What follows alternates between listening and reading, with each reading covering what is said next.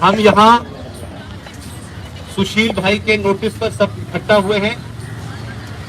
ये हिंदुस्तान के टेलीविजन के जाने माने चेहरे हैं, इनके बारे में कोई बात छुपी नहीं है।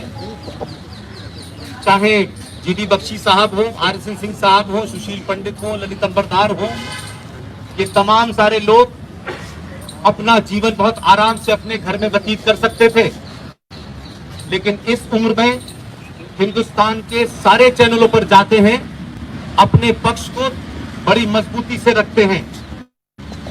सुशील भाई ने तमाम सारी बातें कही हैं। अर्नब गोस्वामी को निजी तौर पे जानता हूं। यहां प्रेस क्लब ऑफ इंडिया का 4 बार जब सेक्रेटरी जनरल था तब उनकी मेंबरशिप मेरे दौर में हुई, लेकिन सवाल अर्नब गोस्वामी नहीं है। अगर इसको लार्जर कॉन्टेक्स्ट में देखें कि ऐसा क्या हुआ है 2014 के बाद से कि इस देश के अंदर हर छोटी बड़ा झगड़ा जो है वो देश को तोड़ने वाली ताकतों के हाथ में और देश को जोड़ने वाली ताकतों के बीच में है। ये पिछले 100 साल से एक नैरेटिव इस देश में चल रहा था। इस देश में एक तरफा सेकुलरिज्म है, इस देश में एक तरफा राष्ट्रवाद की बात होती है, इस देश में एक तरफा देशद्रोह की बात होती है, इस देश में आतंक का आज तक किसी को मजहब नहीं पता चल रहा था। आज सवाल यह है कि वो ताकतें इसलिए परेशान हैं कि बहुत सारे लोग बिना किसी लालच के, बिना किसी स्वार्थ के इस देश में जगह जगह हजारों हजारों चैनल सोशल मीडिया पे चल रहे हैं और उन बातों का जवाब दे रहे हैं। तो यहां ये चलता था कि Islam is a religion of peace, लेकिन Islam is a religion of peace इसका फ्रांस को भी पता चल गया, वेना को भी पता चल गया, अमेरिका को भी पता चल गया और भारत के लोगों को पहली बार इसका मजहब पता चला कि आतंकवाद का मजहब क्या है। अर्नब गोस्वामी इस पूरे नैरेटिव जो 70 साल से चल रहा था कि अखलाक की हत्या की खबर इंग्लैंड भी जाती थी, यूएनओ भी जाती थी और बिहार के चुनाव में मुद्दा भी बनती थी, लेकिन राहुल राजपूत, अंकित सक्सेना, निकिता की खबर नहीं बनती थी। तो सवाल यह है कि एक आदमी ने पत्रकारिता में एक लंबा जीवन जिया और इस देश की एक बहुत बड़ी कंपनी को जो इस देश में नैरेटिव सेट करती है, वो अखबार भी निकालते हैं, फिल्मी मैगजीन भी निकालते हैं, बिजनेस भी करते हैं, उसको छोड़ करके अपनी ताकत पे एक चैनल खड़ा किया। अर्नब गोस्वामी ने हजारों साल पुरानी सोई हुई उस सभ्यता को, जिस सभ्यता के बारे में बात करना इस देश में इनटॉलरेंस कहलाता था, आज सनातन की बात, आज राष्ट्रवाद की बात जब भी कोई चैनल करेगा, ये देश की जो छुपी हुई ताकतें थी, जो 70 साल से सेकुलरिज्म की चादर ओढ़ करके एक तरफा नैरेटिव बना रही थी, आज वो बेनकाब हो रहे हैं। ये तकलीफ इस बात की। सवाल सबसे बड़ा ये है कि आज ये बौखलाहट क्यों है? क्या इस देश के अंदर कोई कत्ल गारत हो गई? क्या 1984 हो गया? क्या 1980 हो गया? क्या वजह है कि लोग परेशान हैं? परेशान ये है कि जिन लोगों ने एक तरफा इस देश में सत्ता और व्यवस्था के साथ मिलकर के बड़े बड़े पदों पे बैठे हैं, बड़े बड़ी मलाई खाई है, मंत्री बनवाते थे, मकान दिलवाते थे, आज वो ताकतें कमजोर हुई हैं। और जो लोग ये कहते थे कि दुनिया की कोई ताकत भारत राज्य के ऊपर बना हुआ 2 नेशन थ्योरी का एक राज्य जम्मू कश्मीर, जिस राज्य के संविधान में भारत के किसी भी आदमी को बसने का अधिकार नहीं था, वहां ऐसी धाराएं थी, न भारत का संविधान जा सकता था, न भारत की पार्लियामेंट जा सकती थी। उनको लगता था ये नैरेटिव चल रहा है, लेकिन एक सरकार आई, उस सरकार ने 1947 से जो गलतियां इस देश में हुई उनको सही करना शुरू किया। इसलिए जब धारा 370 हटी, 35 पे हटा, तो ये सिर्फ धाराएं नहीं थी, ये भारत की धरती पर पिछले 70 सालों में जो इस्लामिक राज बना दिया था उसे एक राजा ने कुचल दिया। ये तकलीफ है इस बात है। लिहाजा कश्मीर में जो लोग अब तक पाकिस्तान के दलाल थे, पाकिस्तान खुद कटोरा लेके भूख आए, तो उन्होंने अपने बात को बदल दिया है। अब वो कहते हैं चाइना की मदद से हम आर्टिकल 35 पे और 370 लाएंगे। वो ला नहीं पा रहे हैं। ये हताशा, निराशा जो है, जो कश्मीर से होते हुए आप बंगाल में भी दिख रही है, आप देखें तो महाराष्ट्र में भी दिख रही है।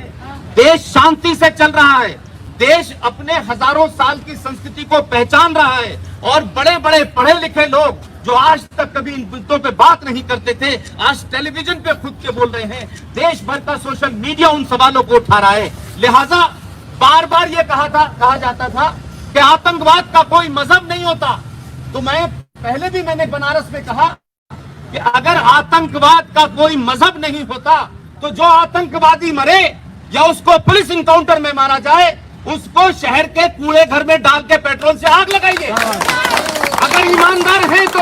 और जो ये कहते हैं कि आतंक का मजहब नहीं होता, जब आप उसे कूड़ा घर में डाला के आग लगा देंगे तो फिर उसका मजहब पता नहीं चलेगा। लेकिन सवाल यह है कि जो आतंकवादी मजहब के नाम पे, किताब के नाम पे कत्लो गारत कर रहे हैं, वो जिंदा रहते हैं तो कहते हैं उसका मजहब पता नहीं है, लेकिन मरने के बाद उसके जनाजे में 5-5 लोग जाते हैं, मरने के बाद उसका मजहब पता चल जाता है। लिहाजा जीते जी पता चल गया, सरकार को पता चल गया, अर्नब गोस्वामी को पता चल गया, तो फ्रांस को भी समझ में आ गया, वेना को भी समझ में आ गया, कश्मीर में भी समझ में आ गया। तो चिंता यह है कि इन मुद्दों पर जो चादर पड़ी हुई थी, जिस तरीके से कहा गया ये देश इंटॉलरेंट हो रहा है, ये इंटॉलरेंट नहीं हो रहा, ये देश इंटॉलरेंट नहीं हो रहा, वो इंटॉलरेंट हो रहे हैं जो अब तक हमारे साथ इंटॉलरेंट थे, इसलिए समस्या उनकी हो रही है। लिहाजा ये जो भी कुछ हुआ है आज, अर्नब गोस्वामी एक सिंबल है भारतीय मीडिया के अंदर। जो लोग पार्टियों का चुनाव लड़ते थे, अखबार के एडिटर बनते थे, चुनाव में हार जाते थे, अखबार के एडिटर वापस बन जाते थे, पार्टी के प्रवक्ता बनते हैं, लौट के पत्रकार हो जाते हैं। अर्नब गोस्वामी की 25 साल की पत्रकारिता में मैंने कभी उनको किसी पार्टी के दरवाजे जाते नहीं देखा। इस 25 साल की पत्रकारिता में दिल्ली से लेके मुंबई तक कई मैंने एडिटरों को पार्टी के ऑफिस में राज्यसभा की टिकट के लिए लाइन लगा के खड़े हुए देखा है। आज वो लोग नहीं बोल सकते, उनके पैर बंधे हुए हैं। वो अर्नब के साथ खड़े होने का न उनमें मॉरल अधिकार है, न वो ताकतकार बनाया गया है। उस शिकार के आप 35A का विरोध करेंगे, आर्टिकल 37 का विरोध करेंगे, राम मंदिर का फैसला मंदिर पे आएगा और उस जुडिशरी के बाद उस पे कोई एक्शन होगा। आप बालाकोट को सपोर्ट करेंगे, आप उरी को सपोर्ट करेंगे। ऐसी तमाम ताकतों के खिलाफ जो भी सिंबल बनेगा उसके साथ ये बर्ताव इसलिए किया जा रहा है कि देश भर में जो जन जागरण हो रहा है, जो तमाम सारे लोग हमारे कर रहे हैं, सड़क सड़क, चौराहे चौराहे, ललित अंबरदार, जहां भी टेलीविजन वाले मिलते हैं, अपनी बात को बिना लाग लपेट के कहते हैं। ये ताकतें डर जाएं और ये ताकतें बाहर ना निकलें। आज का धरना या आज का यहाँ मौजूद होना इस बात को बताता है कि हमारा किसी राजनीतिक दल से कोई लेना देना नहीं, हम किसी विचारधारा के नहीं हैं। हमारी विचारधारा में अगर कोई है, कोई था और कोई रहेगा तो सिर्फ भारत राष्ट्र है, उसके अलावा कुछ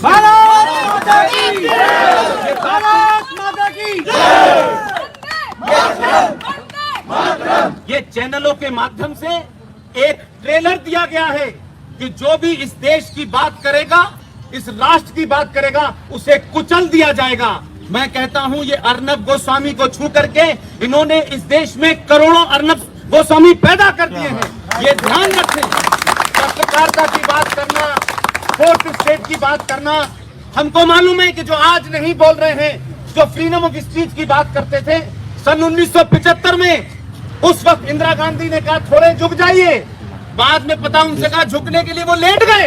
वो आज कह रहे हैं, क्या कहते हैं, पत्रकारिता खतरे में नहीं है, अर्नब गोस्वामी ये कर रहा है, अर्नब गोस्वामी वो कर रहा है। अर्नब गोस्वामी सही मायने में किसी राष्ट्र में क्या पत्रकारिता के मूल्य होते हैं, उसकी क्या चुनौतियां होती हैं, उसकी तरफ ध्यान दिला रहा है। इसलिए अर्नब गोस्वामी को निशाना बनाया जा रहा है। मुझे लगता है कि जिन लोगों ने, जो एक मंत्री है महाराष्ट्र के अंदर, उस मंत्री का ये स्टिंग ऑपरेशन में आया था जो रिपब्लिक की टीम ने किया था, और अर्नब गोस्वामी से पहले उन्होंने अपने मंसूबों को साफ कर दिया था।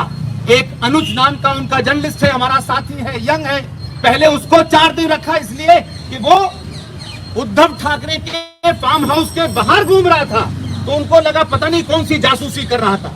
किसी भी अखबार में मैंने नहीं सुना, टेलीविजन में, कि आप उस टेलीविजन के एडिटोरियल रूम को खंगालने के लिए अंदर आ जाए। एक एक हजार जो उनके एम्प्लॉय हैं उनके ऊपर आप FIR करें। ये तमाम उन ताकतों को डराने की कोशिश की जा रही है जो लगातार, चाहे वो GD बख्शी जैसा आदमी इस उम्र में, जिस उम्र में लोग शाम में गोल्फ खेलते हैं, GD बख्शी सुबह से लेकर शाम तक टेलीविजनों पर रहते हैं, किसी से डरते नहीं है, अपना नैरेटिव की बात कहते हैं, क्योंकि इनको कोई लालच नहीं है, RSN को कोई लालच नहीं है, सुशील पंडित को कोई लालच नहीं है, ललित अंबरदार को कोई लालच नहीं है। ये लोगों को ताज्जुब लग रहा है कि भारत में ऐसे भी लोग हो सकते हैं जो बिक नहीं सकते हैं, इसलिए उनकी चिंता है। आप तमाम सारे लोग, जितने भी सोशल मीडिया के लोग हैं, इस बात को, आपकी ताकत को समझें। आज आप हिंदुस्तान के मेन लाइन टेलीविजन के एडिटोरियल बोर्ड में ये तय करते हैं कि किस मुद्दे पे बहस होनी चाहिए, आपकी ये ताकत है। लिहाजा किसी से डरिएगा मत, किसी से डरने की जरूरत नहीं है। ये पानी का बुलबुला है, कुछ दिन की बात है, चला जाएगा, लेकिन ये मुहिम दुगनी ताकत से रहनी चाहिए। जो मुंबई में इस आवाज को सुन रहे हो, मुंबई एक ऐसी जगह है, महाराजा छत्रपति शिवाजी के मानने वाले हैं, वहां हमारे उनके जिनको सजा हुई थी सावरकर, उस धरती में ऐसे पुरुषार्थी लोग हैं, वो क्यों खामोश हैं? ये पार्टियों का झगड़ा नहीं है, इसे पार्टियों का झगड़ा बनाएंगे तो एक पार्टी साथ दिखेगी, बाकी बाहर दिखेगी। ये इस बात का झगड़ा है, जो राष्ट्र तोड़ना चाहते हैं वो अर्नब के खिलाफ हैं, जो राष्ट्र जोड़ना चाहते हैं वो अर्नब के साथ है। बहुत बहुत शुक्रिया।